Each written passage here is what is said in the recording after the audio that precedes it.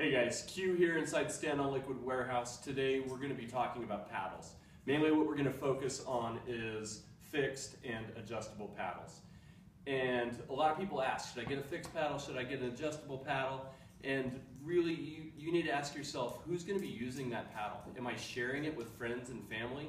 Is it for a rental fleet? Who's going to be using it? If you're going to be passing the board and the paddle around, it makes a lot of sense to go with an adjustable paddle. That way, everyone that gets on that board has a piece of equipment that fits them properly.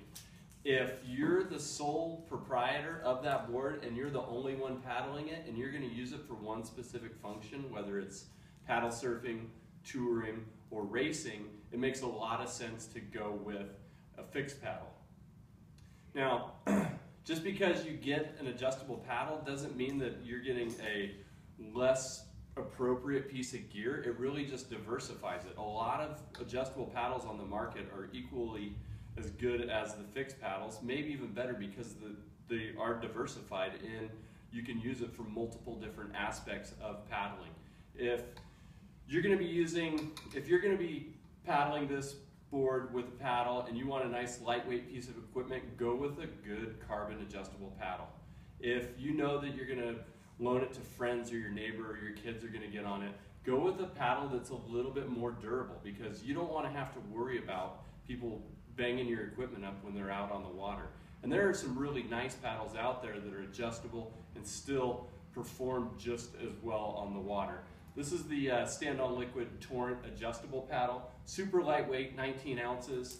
Really nice adjustment mechanism. You flip that open, size it, lock it in, no play in it. So I could really use this if I'm going to paddle surf and I'm going to tour. I can shorten it when I go surf and I can extend it when I get out on the flat water. For a solid option of highly durable adjustable paddle, this is our current paddle. It has an extremely durable blade. We teamed up with Kealoha. This is a domestic product. It's basically, this blade was designed for whitewater, so it can take the banging on the rocks and pushing off from the shore, and it still is lightweight.